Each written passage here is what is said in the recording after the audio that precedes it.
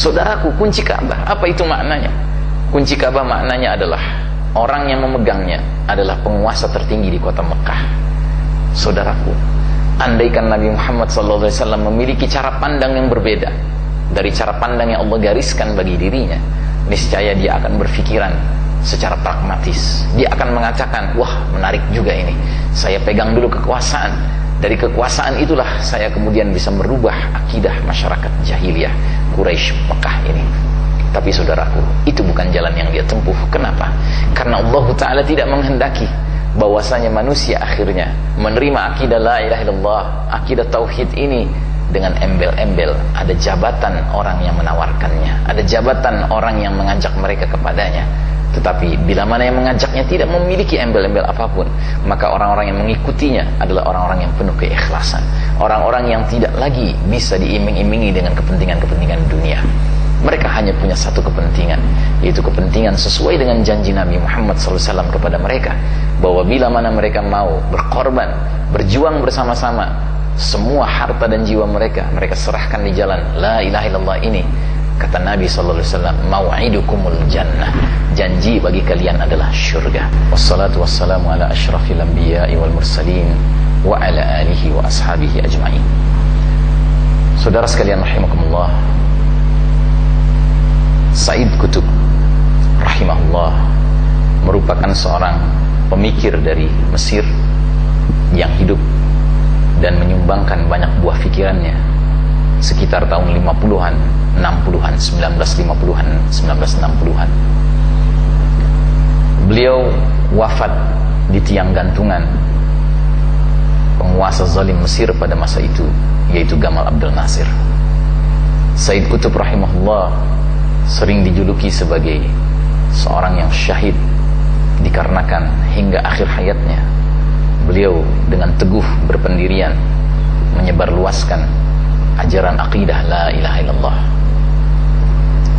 Saudara sekalian rahimakumullah, buku beliau yang sangat menggoncangkan dunia adalah sebuah kutaib, sebuah kitab yang kecil dengan nama Ma'alim fit Tariq, petunjuk jalan. Buku ini sudah diterjemahkan ke bahasa Indonesia. Dalam kesempatan kita kali ini, kami ingin mengangkat perhatian kita bersama akan bab kedua dari buku tersebut, yang berjudul Tabi'atul Manhaj Al-Qur'ani, metode, wujud metode Qur'ani.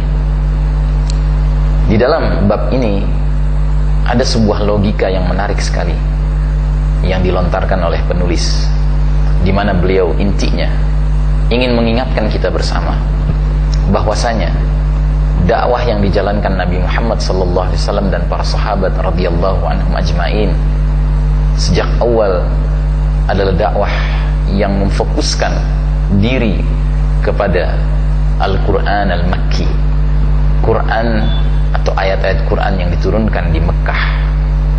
Dan ternyata Al-Quranul Makki ini memiliki fokus perhatian kepada satu perkara, yaitu perkara al-aqidah, perkara keimanan la ilaha illallah.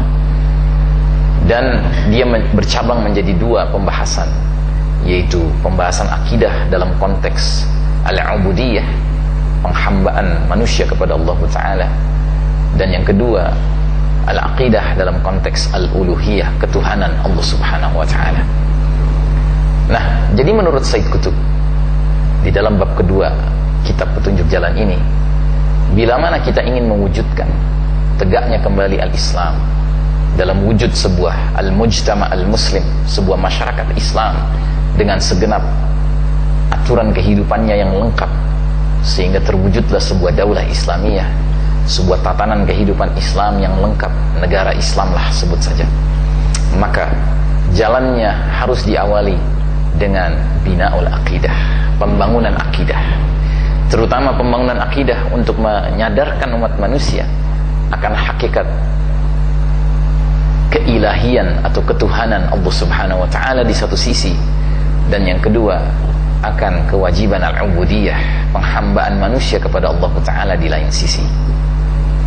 Nah, jadi di dalam melihat permasalahan masyarakat, kita tidak bisa melihatnya dengan cara yang tidak sesuai dengan metode Al-Quran. Bila mana kita melihat masyarakat ini bermasalah, masyarakat ini kembali memperlihatkan ciri-ciri kejahiliahan seperti masyarakat jahiliyah yang dihadapi Nabi dan para sahabat 15 abad yang lalu, maka kita hanya bisa mewujudkan kembali al-mujtama al-muslim bila mana kita meniti jalan yang telah dilalui oleh Nabi Muhammad SAW dan para sahabat, yakni bina'ul aqidah, pembinaan akidah. Dan ini memerlukan waktu dan kesabaran, sebab dia ibaratnya adalah seperti pohon yang rindang, tidak mungkin bisa menjadi rindang dan berdiri kokoh dan menaungi sekian banyak makhluk bila mana pohon itu tidak memiliki akar yang menghunjam dalam ke dalam bumi dan menjalar ke kiri kanan depan belakang, meluas. Kalau kita menginginkan pohon yang besar, yang rindang, yang kokoh, yang tidak mudah jatuh ditiup angin, maka kita harus memastikan bahwa akarnya menghunjam jauh ke dalam bumi dan meluas ke kiri kanan depan belakang. Begitu juga dengan masyarakat Islam. Kalau kita ingin menampilkan kecemerlakan agama Allah Ta'ala Islam ini dalam wujud sebuah masyarakat lengkap dengan tatanan kehidupannya yang paripurna, maka tidak bisa tidak harus dipastikan munculnya dulu sekelompok manusia yang telah kokoh akidahnya, telah mantap keimanannya. Demikianlah awal mula masyarakat Islam didirikan oleh teladan kita bersama Nabi Muhammad SAW, dan demikian pula lah selamanya di negeri manapun, di zaman kapanpun akan terwujudnya masyarakat Islam, bukan dengan cara yang lainnya. Dan ketika kita berbicara tentang metode Al-Quran di dalam mewujudkan masyarakat Islam ini, kita bukan berbicara dalam konteks teoritis, tetapi kita harus berbicara dalam konteks praktis, realistis. Artinya apa? Artinya pembinaan akidah ini haruslah menjadi sebuah pembinaan di mana orang-orang yang mengalami proses pembinaan itu secara langsung berinteraksi dengan realitas masyarakat jahiliyahnya untuk menampilkan akidah barunya ini, akidah la ilaha illallahnya ini. Dan bila itu yang menjadi semangat, bila itu yang menjadi jalan, bila itu yang menjadi pilihan, maka mereka yang sedang mengalami proses pembinaan ini sejak awal, sejak hari pertama sudah harus memahami adanya konsekuensi, adanya resiko-resiko, adanya ujian demi ujian yang Allah Ta'ala bakal berikan kepada mereka. Tetapi bila mana mereka ingin mewujudkan masyarakat Islam, tetapi dari hari pertama mereka mengelak untuk menghadapi berbagai ujian, cobaan, tantangan, rintangan, maka sesungguhnya itu bukanlah jalan Nabi Muhammad SAW dan bukanlah jalan para sahabat radhiyallahu anhum ajma'in. Nah, maka saudaraku rahimakumullah, bila kita sudah memahami metode Al-Quran dalam mewujudkan masyarakat seperti ini, maka orang-orang yang committed, orang-orang yang menyatakan loyalitasnya kepada aktivitas dakwah Islamiyah akan senantiasa menempuh jalan ini dengan penuh kesabaran. Mereka tidak akan melirik ke jalan-jalan pilihan lainnya. Kenapa? Karena mereka tahu itu bukan jalannya. Bahkan Nabi Muhammad SAW sempat ditawari oleh para penguasa, para pemimpin musyrikin untuk memilih jalan yang lain, di mana mereka kemudian datang kepada Nabi dan menawarkan, "Ya Muhammad, bila engkau dan para pengikutmu tidak mau berhenti berdakwah juga, sudahlah, bagaimana kalau kami tawarkan kunci Ka'bah bagi engkau?" Saudaraku, kunci Ka'bah, apa itu maknanya?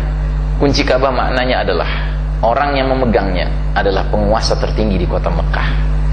Saudaraku, andaikan Nabi Muhammad SAW memiliki cara pandang yang berbeda dari cara pandang yang Allah gariskan bagi dirinya, niscaya dia akan berpikiran secara pragmatis. Dia akan mengatakan, wah, menarik juga ini, saya pegang dulu kekuasaan, dari kekuasaan itulah saya kemudian bisa merubah akidah masyarakat jahiliyah Quraisy Mekah ini.